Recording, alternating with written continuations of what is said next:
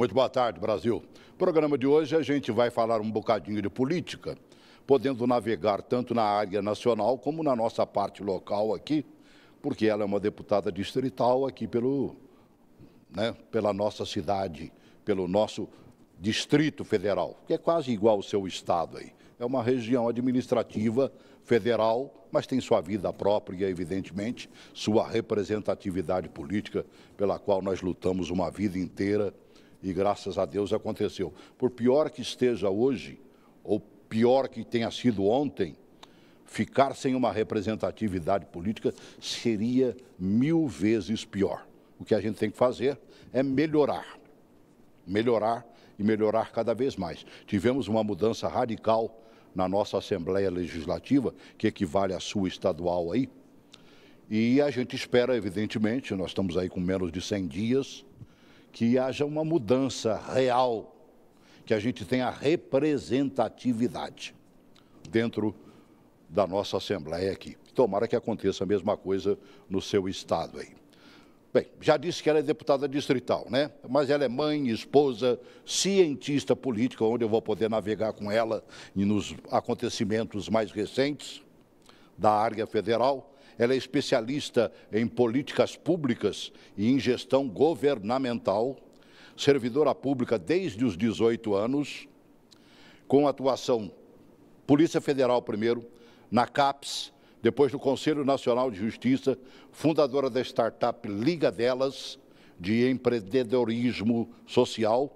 Ela é Júlia Lucy, foi eleita deputada distrital pelo Partido Novo, que fez bonito nas últimas eleições. Eu quero crer que não somente pelo nome, mas pelo nome novo, que é o que todo mundo desejava a partir de 2019. Tomara que ela seja a representante deste novo para todos nós. Júlia Lucy, seja bem-vinda ao programa, viu, querida? Muito obrigada pelo convite, é um super prazer estar aqui. Com tanta passagem, né, pelo serviço público e tudo mais, chegar numa Câmara Distrital, não dá para levar um susto, não? Muito susto, muito susto. Eu sou servidora pública federal desde os meus 18 anos, né? Já transitei pelos órgãos que o senhor falou. E quando eu cheguei à Câmara, eu realmente fiquei assustada. Na Câmara, por exemplo, nós não temos um sistema digital para tramitação de processo administrativo ou legislativo. Então, significa que tudo que acontece na Câmara é por papel. A gente tem que fazer no papel, encaminhar para o outro gabinete. Então, aí o senhor já imagina o que acontece, né? Os papéis se somem, os prazos são muito dilatados, a gente perde o controle das coisas. Então, especialmente para mim, que atuava como gerente de projetos de tecnologia da informação no Conselho Nacional de Justiça, é assustador, né? É muito arcaico essa forma de gerir, né? Como é que a gente muda isso, hein? Porque já era para ter mudado. O mundo hoje está na palma das mãos. Exatamente. Você está com um aparelho aqui. Se você quiser saber o que está acontecendo lá nas Minas Gerais agora, né? Onde o Partido Novo tem um bom governador, tem se manifestado como tal. Isso. Se você quiser saber como é que está vamos dizer, o acontecimento lá na África, onde já temos lá mortos e mais mortos, né, de um ciclone que passou por lá e devassou aquilo ali tudinho. Sim. Você está com tudo na palma da mão. Agora, ficar no tempo do rabisco, só eu mesmo, porque como diz o outro, pelo amor de Deus. Mas a gente sabe que isso serve a interesses escusos, né? Onde é que está esse Então, a gente sabe que existe barreira burocrática, né? Porque são muitas regras, são muitas leis, são muitos regulamentos, mas se houvesse vontade política, de fato, a gente já teria uma administração pública muito mais modernizada. O que falta é vontade política, né? E é essa a minha atuação dentro da Câmara. Eu pressiono, como servidora do Conselho Nacional de Justiça, já promovi encontros, porque o CNJ é um órgão que se destaca exatamente pela modernização de processos que ele tem, né, pela vanguarda que ele traz para todo o Poder Judiciário Federal. A gente tem já no CNJ uma série de sistemas que a gente simplesmente pode copiar para dentro da Câmara. A gente não precisa gastar dinheiro, a gente não precisa gastar tempo, a gente simplesmente pega. E às vezes com uma coisa simples, né? Exato, e é essa a minha Custo batalha. zero, praticamente. Exatamente, é isso que a gente não pode gastar dinheiro mais com as coisas. O atual presidente da Câmara é um meninão. Ele é muito novo. Né? Novo, porém com experiência. Eu tenho acompanhado a vida política dele. Ele é um bom representante tá no segundo e mandato. cumpridor das suas promessas políticas, né? Ele nos surpreendeu realmente a ponto de ser eleito presidente da Câmara. O Rafael realmente é um bom menino. Poxa, você não cochichou na orelha dele, Sempre, não? Sempre, o tempo inteiro, o tempo inteiro. Eu, como procuradora especial... Ele, como diz o outro, se comunicando na palma da mão. Como procuradora especial da mulher também, eu peguei a procuradoria, assim, sem nenhum tipo de embasamento. A gente não tem site, a gente não tem um e-mail, a gente não tem nada. Então, eu estou tendo que construir tudo do zero, realmente, para institucionalizar as nossas políticas públicas. Porque o problema que a gente vive hoje na administração brasileira, pública brasileira, é a institucionalidade das coisas. Infelizmente, a gente vê bandeiras pessoais sendo levantadas durante uma gestão. Quando essa pessoa sai, aquela bandeira é abandonada. Isso não pode acontecer mais, porque você desperdiça dinheiro dessa maneira. Porque a política pública ela tem um ciclo, né? Ela tem o planejamento, a implementação, o monitoramento, controle, reavaliação. E a gente não persegue esse ciclo, a gente fica só na implementação, que é quando as pessoas tiram fotos, que é quando os políticos aparecem. Então, essa é a minha batalha, combater esse personalismo dentro da Câmara, né? E eu faço isso sempre, assim, estou sempre cobrando, estou sempre sugerindo, só que, infelizmente, não depende só de mim, né? Olha, às vezes coisas simples resolvem o problema. Algum tempo atrás, por exemplo, um posto de saúde do Guará inventou um instrumento onde as pessoas não tinham que bater com a cara na porta para ver se tinha o medicamento na farmácia lá. Porque era um tal de todo mundo ir lá, chegou, e não tinha telefone para se comunicar. Exato. Fizeram exatamente um modelo que você utiliza, o que todo mundo tem hoje na palma da mão, que é o celular. Pronto, acabou o problema. Quer ver outro? Você, por exemplo, é da Procuradoria Especial da Mulher, na Câmara Legislativa. Você quer ver um belo exemplo? Sexta-feira agora, o governo de São Paulo lançou um aplicativo para a mulher em caso de violência. E eu gostei da explicação, você vai ouvir agora, de um cidadão falando da questão de 1 minuto. Coloque aí, por favor, esse vídeo. O aplicativo SOS Mulher tem um botão de socorro que aciona a Central de Operações da Polícia Militar, que envia a viatura mais próxima para o local indicado pelo sinal de GPS do celular. Disponível para iOS e Android, logo após baixar o aplicativo, é preciso realizar um cadastro informando dados pessoais e também um teste para saber se a medida protetiva consta no sistema do Tribunal de Justiça de São Paulo. O lançamento foi anunciado pelo governo do estado. E essa possibilidade desse mecanismo de chamar imediatamente a atuação da polícia em situações de violência doméstica é fundamental. Às vezes 1 minuto é muito para discar para o 90 e buscar o atendimento que muitas vezes não chega a tempo. Paulo tem toda a razão. Com certeza. Você apertou ali o sistema. Primeiro você faz a conexão. Eu acredito que não deve demorar muito tempo. Faz a experiência que ele disse ali. Mas eu posso dar uma boa notícia? Diga. Como procuradora da mulher, nós estamos já em tratativas com a Secretaria de Segurança Pública do Distrito Federal. Para a mesma coisa. E já existe esse dispositivo que está agora numa fase de implementação, que é o botão do pânico. É o botão do pânico. Já existe, a gente já tem aqui. E como ele é necessário, esse 1 minuto que Com o Paulo certeza. citou ali, até Com que a certeza. pessoa vai ser atendida pelo 190, que às vezes dá ocupado ou dá um tempo de espera, porque é muita gente ligando. O botão do pânico é para ontem, né? Não é nem para hoje. É rápido, né? E tem que ser tratado com prioridade, né? Que a mais maioria que você das vai... nossas vítimas de feminicídio a gente poderia ter poupado. São vítimas previsíveis. Não, mais do que previsíveis, né? E elas não são como guardadas. Sim. E até que ela age, o cidadão já agiu. Sim.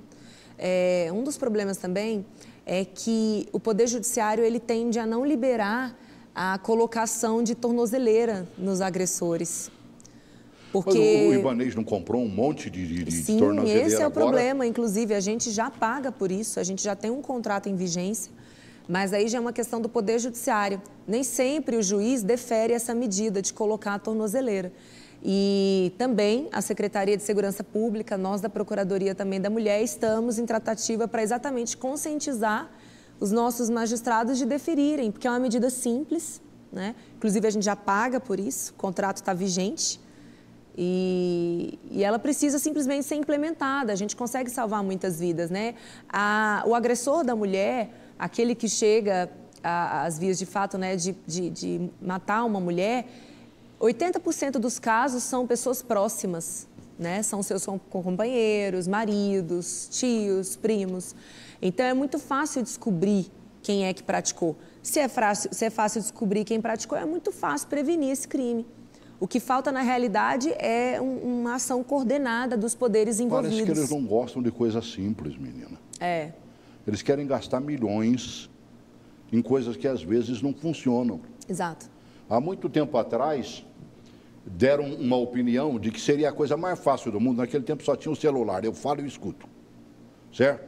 Que para você tirar os celulares funcionando de dentro de uma penitenciária, bastava você colocar, isso foi comprovado. Uma antena, né? Uma tela de galinheiro. Uhum. Aquela telinha, safadinha, né? Quando muito é de passarinho, que é menorzinha, mas diz que é de galinheiro, que tem um buraco desse tamanho assim, resolvia o problema. Sabe quantas telas eles colocaram? Nenhuma. Nenhuma. E é até interessante o senhor trazer esse assunto, né? Que aqui no DF a gente está passando por uma situação de grande risco, que é a vinda, né, do Marcola.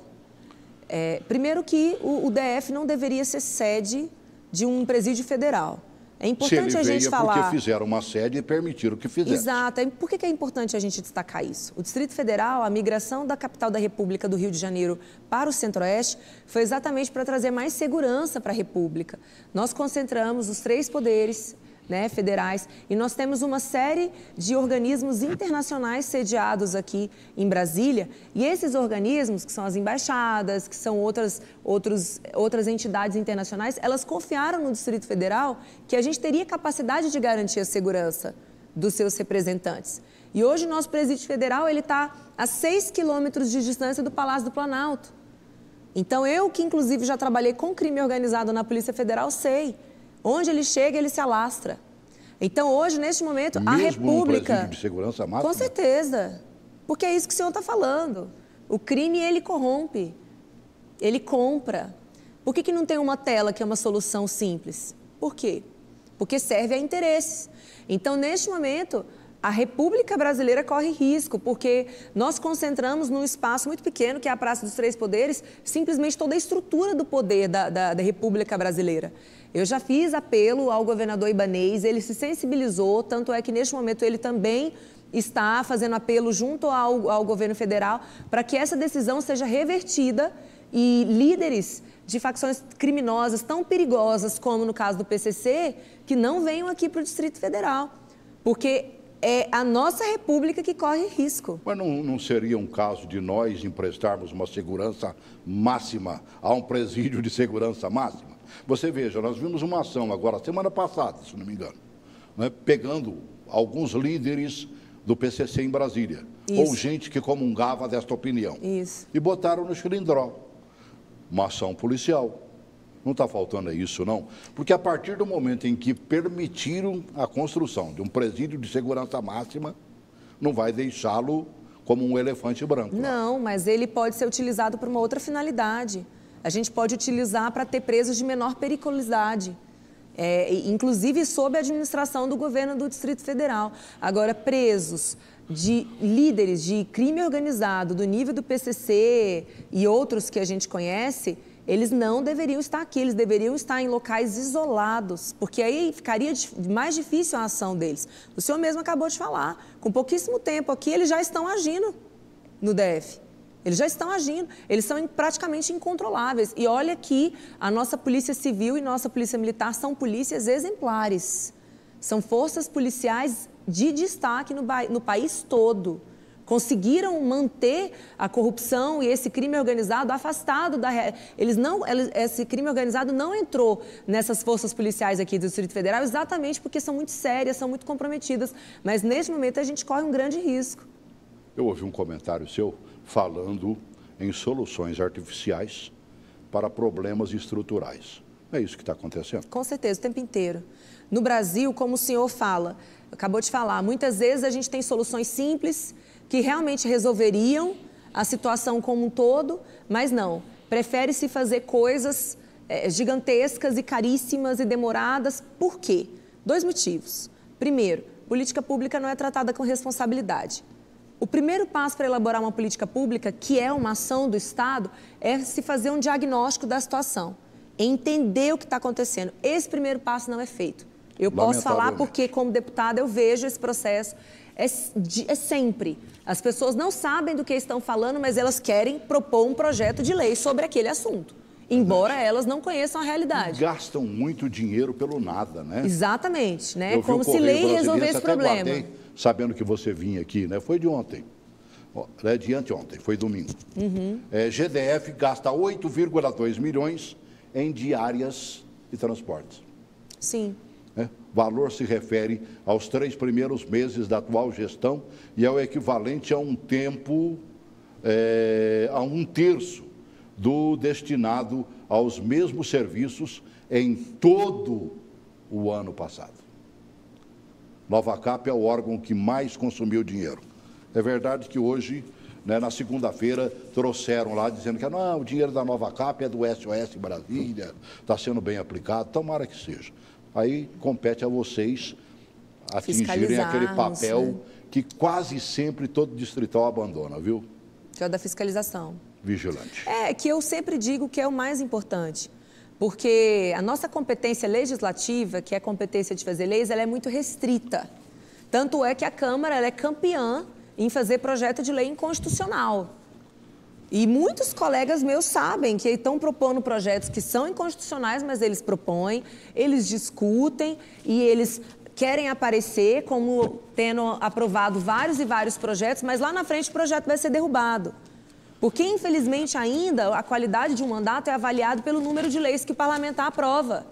Deveria ser o contrário. E ele faz uma defesa, pelo menos, de que apresentou o projeto. Sim, mesmo que não seja, mas eu levantei a bandeira. Não, pelo mas amor de a gente Deus, não pode iludir as pessoas. Esse mesmo jornal fala sobre isso, olha. Pois é. Na página da Helena Nader, né?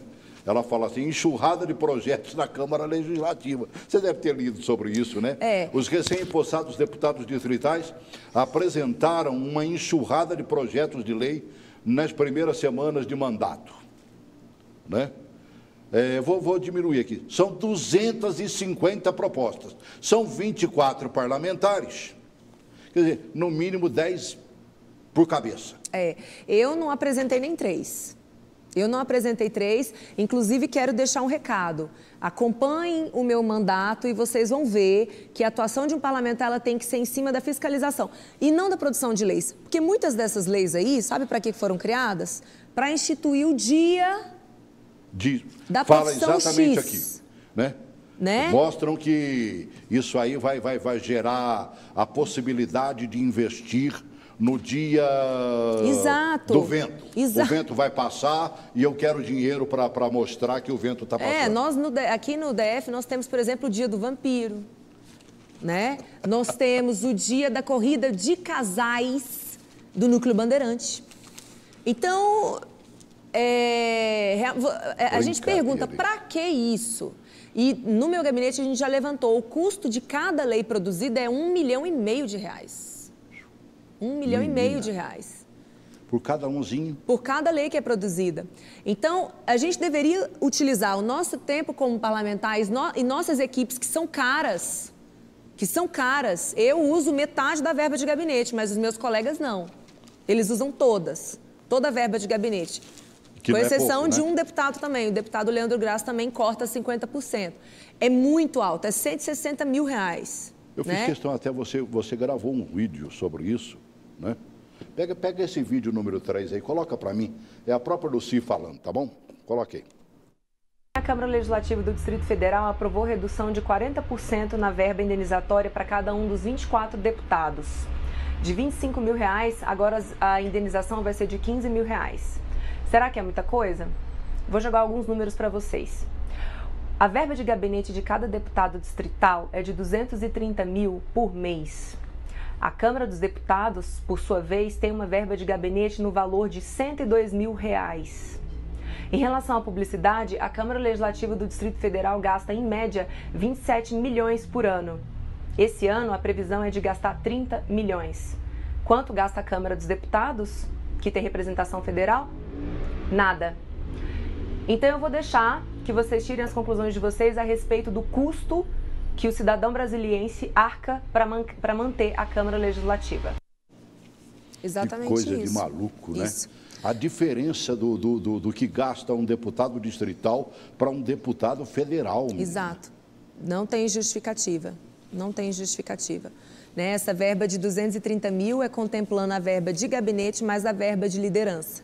Por isso que foi um valor superior ao que eu tinha falado. A própria verba indenizatória, que é para cobrir despesas como gasolina, aluguéis, ela é altíssima e a forma de utilização, ela é muito pouco controlada. É muito fácil emitir uma nota fria e entregar, porque não existe uma fiscalização. Eu, particularmente, não uso essa verba exatamente para não correr o risco de acharem que eu estou fazendo algo errado. Então, as despesas do meu gabinete, se eu preciso imprimir alguma coisa, a gasolina que a minha equipe gasta, eu que pago. Do meu salário. Porque, assim, a gente precisa moralizar o gasto, porque não é porque é legal que deve ser feito. Existe uma diferença entre legal e imoral. Imoral. Então, a gente está num momento, e o senhor falou que espera que o meu mandato seja novo de verdade. Ser novo de verdade é trazer práticas novas de verdade. Porque as palavras convencem, mas o exemplo arrasta. Então, eu preciso mostrar, dar o exemplo, assim como eu faço, os meus colegas de partidos, nossos outros mandatários também. Nós temos 8 deputados federais, nós temos 11 estaduais, e o nosso governador Romeu Zema. E todos nós vivemos e entregamos um serviço de extrema qualidade para a sociedade, mas a custos reduzidos. Porque nós não fazemos certas práticas como a rachadinha. O senhor já ouviu falar da rachadinha? Sim. Isso é comum na Câmara. Rapaz, e como é, né? Meu Deus do céu. Estão pegando, inclusive, no filho do Bolsonaro, achando que havia uma rachadinha lá, né? Então, infelizmente... Quando entra aquele dinheiro no cidadão lá, não na conta do parlamentar, acham que é uma devolução. Que seria hipócrita, no mínimo, né? Sim, sim. Meu Deus do céu. Então, nós temos muitas coisas para combater e a gente tem que combater da raiz do problema, né? Tem muita gente que fala, ai, que bom, porque a Câmara se renovou muito. Eu não acho que a Câmara tenha se renovado muito. Porque você não sentiu essa renovação? Não. Poxa, nós mudamos praticamente a metade. Não, mas são nomes novos, mas as práticas são novas. Então, você vai acabar sendo expulsa da Câmara. Então. Não, mas a gente precisa ser crítico. A gente precisa ser crítico. Não basta ser um nome novo. Crítica junto com a sua lá? Tem. Por exemplo? Por exemplo, o deputado Leandro Graz é crítico, o que é da Rede, o deputado Fábio Félix. Fábio esteve comigo aqui, olha, né? Surpreendeu os telespectadores. A gente, eu mostrei ao telespectador exatamente um Fábio que pouca gente conhece. Então, nós três temos características similares, né? As nossas campanhas foram baratas, nós somos jovens. Foi na palma da mão, né? Foi. Eu digo que eu tirei minha campanha do asfalto, literalmente. Você chegou a quantos votos se comunicando única e exclusivamente por redes sociais? 7.655. Eu gastei R$ 29.600 na minha campanha. E eu me comunicava pelas redes sociais, mas eu estava o tempo inteiro na rua. Que é o mais importante. Então, eu mostrava para as pessoas... As ruas é politicamente incorreto. Não. É muito importante esse contato pessoal, porque quando você olha no olho, a pessoa sabe que você está falando a verdade. Então, o meu convencimento é de olhar no olho, é de sempre falar assim, eu não vou te prometer nada. Isso eu sempre deixar muito claro. Eu me comprometo a fiscalizar, a defender seus interesses, a efetivamente representar. Né? Então, a pessoa sente a verdade. Né? Eu não fico de enrolação, não fico de blá, blá, blá. Se eu puder fazer, eu faço. Se eu não puder fazer, eu deixo muito claro, olha, isso não é competência minha. Então, é isso que as pessoas querem. Né? As pessoas estão cansadas de jeitinho. Pode até receber um não, mas prefere um não do que você dizer, não, vou ver, um dia eu vejo. Não, olha, eu vou contar uma situação que aconteceu na minha campanha que eu fiquei muito feliz com essa situação. Eu estava panfletando na saída do meu prédio, né? 6 horas da manhã, eu nem escovava os dentes, eu só entregava assim, porque eu não ia conversar com as pessoas mesmo, eu só ia dar para elas rapidinho. E uma das vigilantes do meu prédio acompanhou esse meu trabalho, né? Aí a segunda vez que eu estava lá panfletando, ela falou assim, eu estou vendo que você é muito esforçada, eu acho que você vai ganhar, Se eu te ajudar a distribuir os seus panfletos e você ganhar, você consegue uma cirurgia para minha mãe? Porque minha mãe está na fila já há muito tempo. Aí eu falei assim, olha, se um político pega uma pessoa que está lá no final da fila e consegue uma cirurgia, o que ele está fazendo? Passando na frente. Isso é corrupção. A corrupção, ela não precisa ser grande. Ela pode ser... Qualquer ato que você desvirtua o que é certo é corrupção. Então, eu gostaria de poder ajudar, mas eu não posso fazer uma coisa dessa porque eu estou passando a sua mãe na frente de pessoas que ou chegaram antes ou têm uma prioridade no atendimento porque é mais urgente. Imagina, isso está errado. O que eu tenho que fazer é batalhar para que todas as pessoas tenham acesso a um direito que deveria ser simples de ser conseguido. Então, eu não vou fazer esse compromisso com você. Isso acontece no Brasil inteiro, lamentavelmente. Eu tenho um primo que espera por um rim. Certo? Cada vez que o tempo passa, ele, ao invés de estar mais próximo... Ele se afasta. Não, ele está lá ficando no rabo da fila, como diz na minha terra. Mas muitas vezes por causa dessas intervenções políticas, né? Então, eu falei isso, eu vi que ela ficou meio assim comigo. Na terceira vez que eu estava panfletando, ela falou assim, Júlia, eu refleti sobre o que você falou, você está certíssima, é isso que eu quero ver na política, é essa mudança que eu quero e eu vou te ajudar. Agora, tem como mudar isso? Você, como parlamentar, vai fazer o quê para, pelo menos, no mínimo, amenizar essa situação? Não deixar que com tanta facilidade... Por isso é que eles não querem a parafernália eletrônica. Exatamente. Que você quer colocar na Câmara. É isso que eu ia te falar. Eles preferem pegar aquele papelinho seu, que você botou à mão, ou riscar alguma coisa que eles não querem, ou introduzir.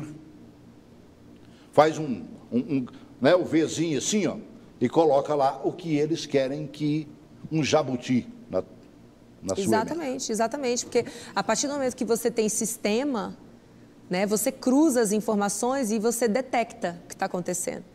Então, o que está faltando hoje é exatamente o cruzamento dessas bases de dados e uma inteligência artificial também para poder fazer esse levantamento e a gente identificar o que acontece. Mas, infelizmente, ainda é muito corriqueiro isso. Se você é amigo de um deputado, você consegue vaga numa creche pública. Se você é amigo de um deputado, você consegue acesso ao cartão material escolar.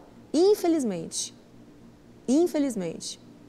Né? Agora, o lado bom é que muitas pessoas, eu diria a maioria, não querem essa forma mais de favorzinho, de troca de favor. A maioria das pessoas, por exemplo, é aquelas que já me acompanham, já sabem como eu sou, esse tipo de pedido não chega mais a mim. Não chega. Porque elas já sabem a minha postura, elas sabem da minha seriedade, né? Porque a corrupção, ela tem o lado da pessoa que pede e da pessoa que aceita. Né? Então, a gente precisa trabalhar dos dois lados. São corruptos. Eu gosto de falar, se existe um político corrupto, a culpa não é só dele. É porque tem uma outra ponta, a extremidade é corrupta também e está alimentando esse sistema. Então, cabe a nós rompermos com esse sistema. A corrupção não pode ser mais um modo de gestão no nosso país. Sabe, uma coisa, por exemplo, que eu vejo são os gastos exorbitantes. Eu estava me lembrando, por exemplo, dando uma olhada no que você já falou e já fez, né? Eu não lhe conhecia, estou lhe conhecendo hoje, né? E você falou exatamente nos gastos que fazem por aí, na dinheirama que é despejada, né? Você falou, por exemplo, queremos o uso racional do dinheiro público e uma oferta adequada de serviços. E você não precisa sair do quintal que você vive hoje, Sim. que é a Câmara Legislativa, para ver... Eu ia falar uma canalice, cara. Certo? Um gasto exorbitante. Sim. Câmara quer torrar, mostra para mim, Marinho, 27 milhões. Dinheiro público iria para emissora sem estrutura que apenas mostra distritais pela internet. Eu não sou contra, eu acho que este finalzinho eu tiraria. A Câmara precisa realmente de uma emissora. Precisa. Mas ela pode fazer ela parceria. Tem um papel expressivo. Quando abriu a TV Câmara pela primeira vez, contrataram o Toninho, que é um bom goiano, que nós, da TV Bandeirantes, na época, trouxemos de Goiás para terceirizar os nossos serviços. Eu tinha um programa independente na TV Bandeirantes, que era terceirizado por ele. Ele atendeu um socorro pedido pela Câmara Legislativa, instalou lá os equipamentos dele e fez funcionar a Câmara Legislativa, que depois veio a Justiça dizendo, não, tinha que fazer lá uma licitação, tarará. Tudo bem, faça uma nova licitação e coloque uma nova equipe lá, que o Toninho com certeza poderá até concorrer. Estou falando do Toninho porque me serviu durante 12 anos da TV Bandeirantes maravilhosamente bem. Não tem outros? Tem, com certeza. Eu conheço outros terceirizados que fazem programas maravilhosos para a TV Brasília, para a TV comunitária e que teriam condições de assumir isso aí. Exato, não precisa fazer o serviço dentro de casa, né? Dá para fazer parcerias, TV Senado, TV Câmara, TV Justiça, que já tem estrutura e poderiam servir. Inclusive, a minha equipe está fazendo todo esse levantamento dos custos, porque a gente não pode mais se permitir, especialmente agora que a gente tem mídia, né, social, que é gratuita, o uso dela. A gente viu um presidente da República ser eleito utilizando mídia social. Isso diz muito. O governador de Minas Gerais. Isso, o próprio Zema. Que é do seu partido. Então, isso diz muito. A gente precisa ter muito cuidado ao utilizar dinheiro público. Sabe o que eu sempre digo? Não existe dinheiro do governo. O dinheiro é do povo. O problema o governo não produz Federal. riqueza. Ele tira a riqueza das pessoas por meio de imposto. É nosso esforço que está ali. Então, deveria ir para as nossas prioridades. Posso falar? Uma prioridade que deveria ser prioridade zero no Distrito Federal? No país como um todo, mas como representante do Distrito Federal, eu vou falar por aqui. Creches. Creches. Meu Deus, ela é super necessária. Super, para toda a família. Quer cuidar da família? Meu Deus. Dê creches a todas as crianças. A santa oportunidade, porque hoje não se vive mais de salário de um pai. Sim. Tem que ser papai e mamãe trabalhando exato, fora. Exato. Você, como mãe, sabe disso. Não foi trabalhar nos lugares por onde você passou pelos belos olhos de ninguém. Muito pelo contrário. Não. Você precisava do dinheiro. Com certeza, com certeza. Então, as mães precisam trabalhar. Agora, não tem com quem deixar não essas tem com crianças. Quem deixar. E, assim, as creches só atendem aqui em Brasília a partir de 4 anos de idade. Exato. E aí, funcionam só até 5h30 da tarde. Não Olha é nem só. depois que o cidadão sai do serviço. Sim, aí geralmente a mulher ou o homem, né? Porque a responsabilidade de cuidar da criança, do bebê, é da família, né? Então, o pai e a mãe saem 5h30, saem 6 horas, 6h30, e o filho já vai ter que ter sido pego 5h30 da tarde. Então, muitas vezes, aquela família que já ganha muito pouco, que tem dificuldade de se alimentar, precisa contratar uma pessoa só para poder pegar a criança e levar para casa nesse período, porque a escola, a creche não fica aberta. Então, hoje, gente, se tem algo que nós temos que defender, e eu, como presidente da Frente Parlamentar da Primeira Infância, falo isso e quero lançar essa campanha aqui agora, é creche para todos. Todos. É obrigatoriedade que não precisa ser governamental. Da rede de ensino pública. Não, pode ser parcerias. Não, pelo contrário, a parceria com a iniciativa privada ela é muito mais barata.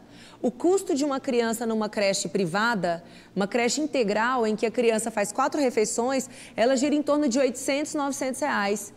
Quando é público, é R$1.600 o custo. Mas eles não querem ajudar quem faz esse tipo de trabalho. Então, o mais inteligente Algum tempo atrás, eu cheguei a acompanhar algumas reuniões.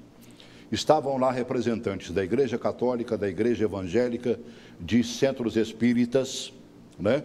Que todos têm espaço e espaço que fica praticamente ocioso durante o dia todo. Isso. Aí, resultado catastrófico. Todas elas aceitavam fazer uma parceria governamental. Isso foi no governo passado. Todas. Mas quando se falou no dinheiro que seria dado ou mantido pelo governo, você falou em R$800.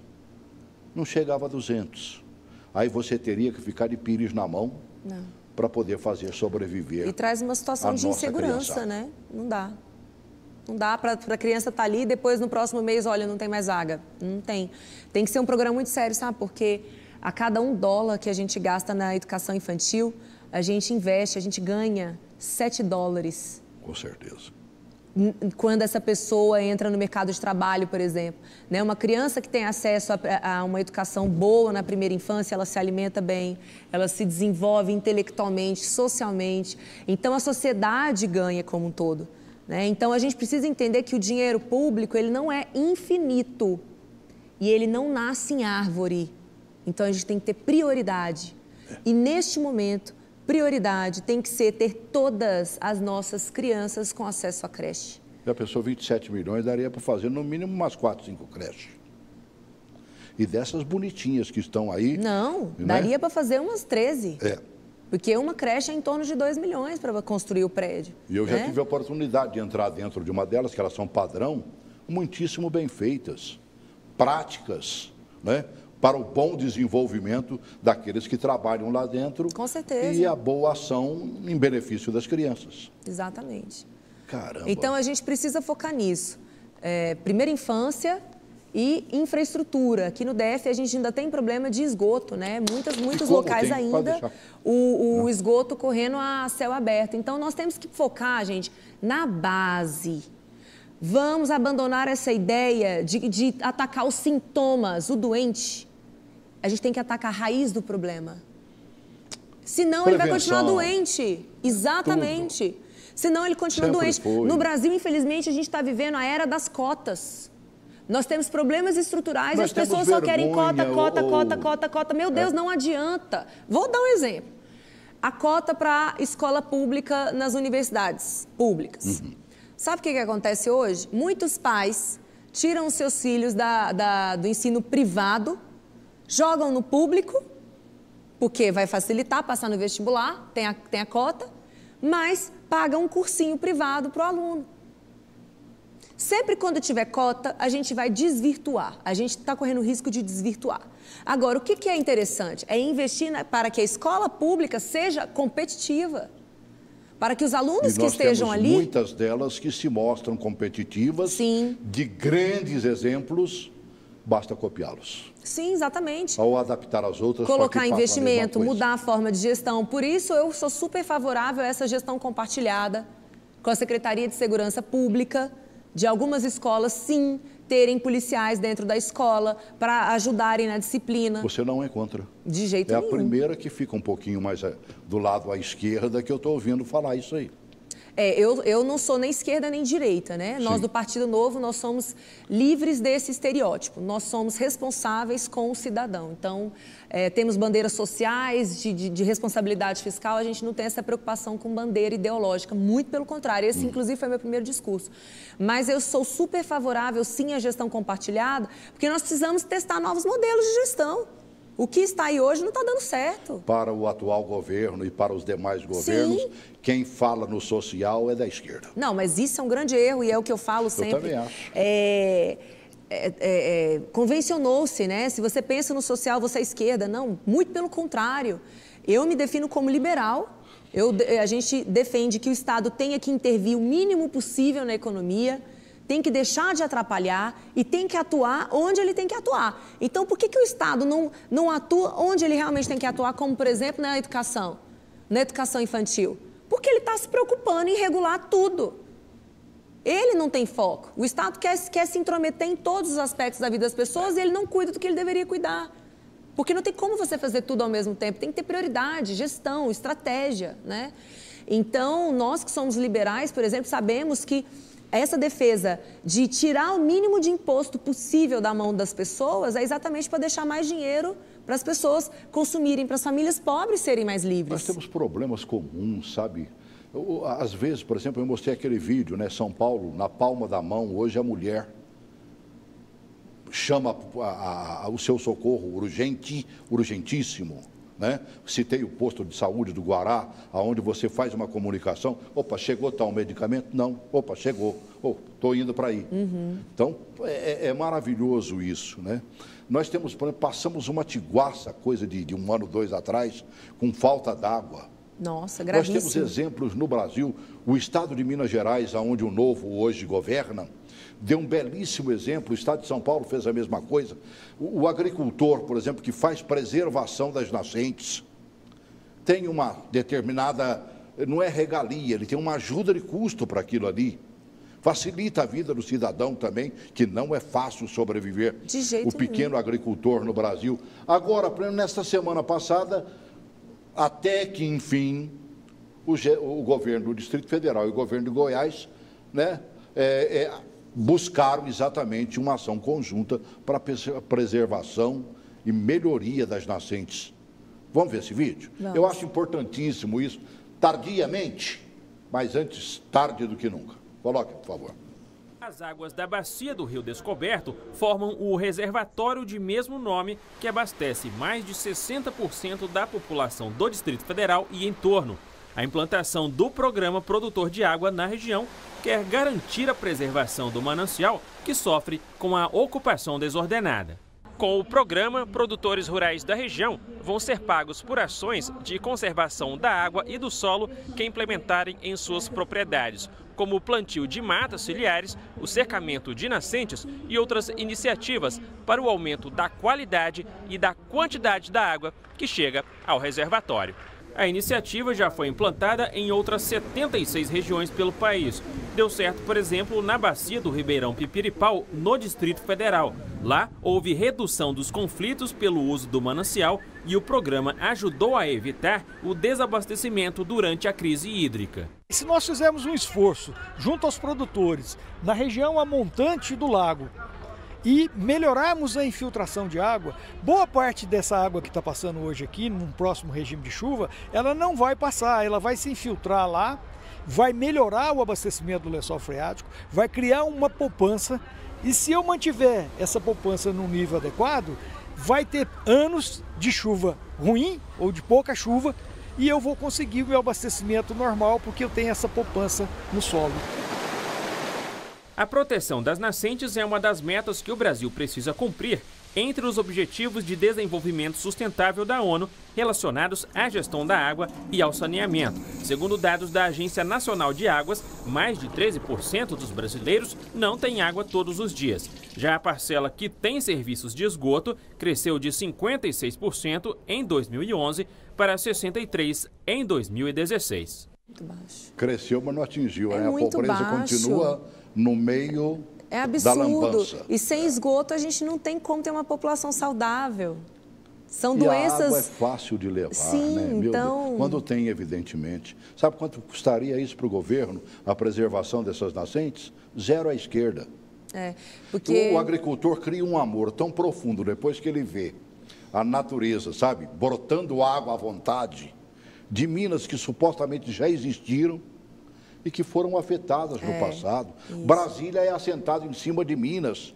O final da Asa Norte, ali na Lagoa do Sapo, ali, ó, aquela região todinha, é água fluindo. Se você bater um enxadão ali, começa a sair água. Águas claras, se você não se aprofunda mais do que 1 metro sem encontrar água. Os edifícios de águas claras, todos eles têm bomba retirando a água das nascentes e jogando para a rede de águas pluviais. É impressionante. Pouca gente está aproveitando essa água, inclusive. Se fizessem um bom comando aí, diminuiria, inclusive, o custo dessas águas para cada edifício desse. E agora no DF a gente está vivendo também uma situação complicada, que é a quantidade de invasões. Isso complica, né? Na semana passada eu imaginei que o atual governo fosse entrar rasgando sobre isso. E essas invasões estão acontecendo. E os mesmos que fizeram as invasões passadas estão poderosamente se dando bem. Porque é uma máfia, né? É uma Bota máfia. Máfia nisso. Né? Porque houve essa tradição em Brasília, né? De invadir, conceder o lote, fica tudo bem. Então, infelizmente, o governo sinalizou também durante a campanha, é importante a gente destacar, que ele iria reconstruir com recursos próprios, né, as casas que tiveram sido derrubadas. Isso foi um grande erro de campanha. Também não deveria ter falado isso, mas agora, felizmente, ele está agindo diferente do que ele havia prometido. Na semana passada, ele já retirou algumas casas no bairro de Santa Luzia, que fica dentro da estrutural, mas nós temos invasão no Guará, em várias outras... É o Parque Nacional mesmo, né? Sim, então, aqui no DF, a gente precisa entender que invasão, gente, coloca em risco a nossa segurança hídrica. E todo mundo tem direito à água. A água é o principal direito, antes do direito da moradia. E afeta, inclusive, a questão da energia elétrica também. Com certeza. Enchem de gato ali e um estouro daqueles gatos ali deixa metade da população sem energia elétrica. Então, olha, está na hora de realmente... Tudo que a gente faz sem planejamento... o que Brasília teve no começo. Um programa habitacional verdadeiro, que funcione, como funcionou a X, na época dos áureos tempos de Brasília, que era a Sociedade Habitacional de Interesse Social, para você que é de fora de Brasília. Funcionava pianinho. Não fazem mais isso. Você não vê uma casa, sabe, quando constroem alguma coisa é em parceria.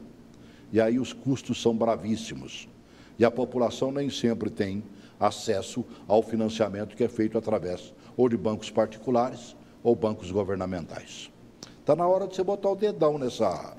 a gente já está avaliando caixa de marimbondo isso. aí. É né? uma caixa bota aquela mesmo. roupa branca, pede fumaça lá e vai lá e bota o dedo naquilo ali. Infelizmente, boa parte desses programas habitacionais também foi utilizado para benefício, né? De algumas associações e de pessoas que, inclusive, compram espaço na fila. Então, é por isso que a gente precisa deixar a iniciativa privada atuar. Porque o poder público atuando nessa organização, sempre tem grupos que se beneficiam. Sim, que atue, tudo bem. Eu não sou contra a terceirização. A boa terceirização é maravilhosa. Ela poderá significar uma economia muito grande, quando bem contratada, evidentemente. Sim, com certeza. O problema é que muita gente gosta de ganhar junto com a terceirização. Então, o que custaria 1 milhão vira 2 milhões, Exato. 3 milhões, para o dinheiro ser devolvido para os interessados. Exatamente. É isso que nós temos que cuidar. Exatamente. Pô, peraí, nós vamos olhar. Nós buscamos uma empresa para o prédio onde eu moro, né? Para substituir uma outra. Nós fomos na vizinhança. Opa, aqui funciona bem. Opa, essa mesma empresa está funcionando. Pedimos para toda... Pô, está aqui os valores. Essa aqui nos convém. Vamos negociar com ela. Negociamos, está lá servindo. Exato, sabe? Mas é isso, Pelo a iniciativa menor privada valor, que tem que cuidar. Nos deu acima do que havia proposto. Não precisa do poder público intermediando isso. Esse é o ponto.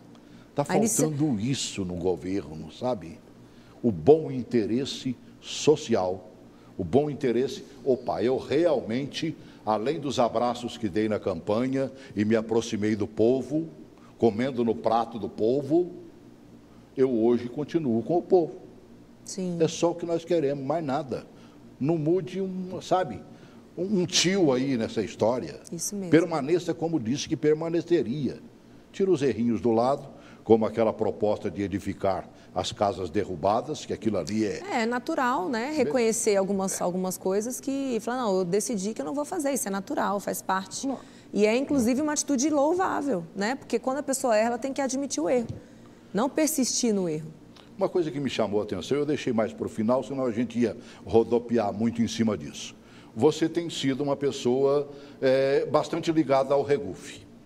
Para você que é de fora de Brasília, Regufe é o nosso senador da República, né? E é aquele que realmente gosta de trabalhar, ter o melhor com o mínimo do gasto. Essa é a briga do Regufe desde que eu o conheço por gente. O que está saindo dessa parceria? Vamos chamar de parceria? Dá para chamar? Dá para chamar. O Regufe é um amigo querido meu. Eu tive o prazer de ser voluntária da primeira campanha que ele foi eleito em 2006. Eu me voluntariei. E desde então a gente tem uma relação e ele foi o meu conselheiro, né, nessa minha campanha. Eu fiz uma campanha muito parecida com a dele, inclusive, né, de bar em bar, de mesa em mesa. Valeu e ter vamos dizer, servido ao Regufe na primeira eleição. Você aprendeu que o negócio... Regufe saía nas noites de Brasília, porque era um jovem, né, e a juventude o amava realmente, né, e ele ia para todos os lugares distribuir o santinho dele, né? E o Regufe, e o programazinho. Exato. E ele enche a gente de orgulho, porque ele mostra que político pode ser honesto, né? Que ele pode cumprir o que prometeu, que ele está lá para fiscalizar. Então, é uma bela parceria e vamos ver o que vai sair em 4 anos. Depois de 4 anos, se as coisas não acontecerem como você quer e presume que aconteça, o que você vai fazer da vida? Vai voltar a trabalhar no governo ou vai tentar de novo para, como diz o outro, água mole em pedra dura, tanto bate até que fura? Eu acho que está muito longe ainda Uma coisa que eu gosto de viver na minha vida é um dia de cada vez. Né? Eu não sei como é que vai ser daqui a 4 anos. Eu entrei para a política para servir. Não teve nenhuma decepção até agora? Eu estou aqui para servir. Se a minha missão for continuar servindo, eu vou permanecer nessa missão. Se não, eu não tenho apego, eu não tenho apreço. Meu partido não é feito de nomes de pessoas, é feito de uma ideia de transformação e é isso que nós estamos fazendo. Então, vamos aguardar. 4 anos é muito tempo ainda. Não sei nem se eu vou estar lá, né, viva até lá, então vamos aguardar. Isso aí, só ele sabe. Só. Eu gosto de dizer que tudo que eu quero é ter uma consciência tranquila para poder morrer hoje. É meio chocante falar isso. Não, eu sempre digo isso também. Mas tudo que eu quero é poder morrer hoje, né? Então, se hoje for meu último dia, então eu quero estar com a consciência muito tranquila. Então, vamos deixar para frente. Óbvio que eu tenho um planejamento, isso é claro, né? Eu sou uma pessoa que faz tudo com base em planejamento. Mas vamos ver como é que o cenário vai estar lá. Tomara que você chegue daqui 4 anos e diga, pelo menos, olha, consegui isso, aquilo e aquilo outro. Já é alguma coisa. Porque fazer mudar, principalmente essas cabeças que gostam de gastar muito e não fazer nada, é muito complicado. Bota o dedo nessas feridas, seja a voz que nós precisamos. Olha, já essa semana agora... Sabe que você tem companheiros lá dentro que botam a boca no trombone. Sim, eu destaquei, né, o absurdo de se abrir uma licitação para comprar carros oficiais, né? Neste momento, assim, R$500 milhão para comprar carro não é prioridade. Inclusive, minha opinião não foi bem aceita entre os meus colegas, mas eu estou lá para representar o povo, certo? E eu sou a voz dessas pessoas. Quer colocar alguma coisa? Não, pode terminar. É que estão dando um toque lá que o nosso tempo já era. Ah, sim, né? Mas sempre... termina e conclui. A gente tira um minutinho do próximo Sempre passa programa. rápido as conversas. E vou sempre denunciar, independente se eu vou ser criticado ou não entre os meus colegas, mas eu estou lá para representar de verdade as pessoas. Gostei do que você fez para o Passe Livre, viu? Na sua ação, junto com outros companheiros lá, enquanto o governo pensava em tirar de vez o passe livre de muita gente, depois foi cedendo um pouquinho, mas ao mesmo tempo queria baratear o IPVA, o R, como é que chama? Aquele imposto de ITBI, ITBI, que é de transmissão que são impostos que concentram renda. O problema nosso, do nosso país, e é isso que nós do Partido Novo dizemos sempre, é que está na hora da gente deixar de tirar do pobre e dar para o rico. Quem sustenta esse país é o pobre. Porque é o pobre que paga mais imposto. Como os impostos, em sua maioria, são indiretos, que é o ICMS, o ISS, o pobre ele consome toda a renda dele. Então, ele proporcionalmente está pagando mais imposto. Então, está na hora da gente trazer justiça não tem como fugir desse imposto tributária para o nosso país. E nós, do Partido Novo, defendemos isso. Você citou o Regufe aí, é a grande briga dele. O que nós gastamos, principalmente com os cabelos brancos, são medicamentos que você não pode deixar de tomar. É a diabetes, é o problema cardíaco, sabe? Uma série de fatores. E o Regufe brigando muito para tirar esses impostos, que significam, às vezes, quase a metade desses medicamentos. Tomara que você consiga uma boa ação. Agora, para cortar imposto, a gente tem que cortar despesa. A gente tem que cortar despesa. Não é aumentando a arrecadação por meio de mais impostos. É cortar despesa. Olha o que Minas Gerais está fazendo. Minas já está com superávit primário, porque cortou despesa, acabou de vender, o Zema acabou de vender um avião. Acabou de sair da falência, né?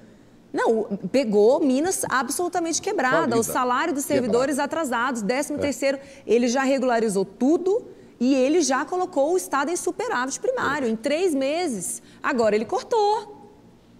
É igual a nossa casa. Se falta dinheiro, o que a gente faz? A gente corta a despesa, especialmente aquelas que não são necessárias. Então, está na hora do governo ter responsabilidade. Responsabilidade fiscal significa se preocupar com quem é mais pobre. Porque o mais pobre é sempre aquele que vai sofrer num estado de irresponsabilidade fiscal. Bom te conhecer. Vou te Prazer acompanhar. Todo meu. Tomara que você realmente consiga ser diferença dentro da Câmara Legislativa. Eu posso fazer um convite? Faça aqui. Agora, dia 30, todo dia 30 é o dia do Partido Novo. E esse vai ser, esse sábado agora, meu primeiro evento de prestação de contas do mandato. Então, já é uma oportunidade para mostrar que mais do que falar é agir e fazer. Tudo bem. Sucesso. Boa Obrigada. prestação de contas. Obrigada, prazer. Um grande abraço. Obrigado. Chamar o Alexandre para vir junto aqui contigo qualquer dia desses aí. Vamos. Que foi o candidato do Novo Alexandre, ao governo o Paulo do Distrito Roque Federal. também. E fez bonito, hein? Fez bonito. O Paulo Roque também. Com certeza será um bom político do Distrito Federal. Você leva jeito também, viu, menina? Vai em frente. Obrigada. É tudo que a gente está precisando, alguém que realmente tenha consciência real. Ou é o povo, ou é nada. É só nós que pagamos imposto. O quilinho de arroz com feijão que a gente compra no mercado, está lá embutido o imposto. E às vezes o cara nem recolhe o imposto que nós pagamos. Imposto de renda, falei isso para o cidadão da nossa, que distribui nossos ganhos e tudo mais aqui. Falei a mesma coisa, falei assim, nós não temos como fugir, já vem descontado. Meu Deus, o pobre não é sonegador. Já os outros, tomara que nem todos sejam. Grande abraço.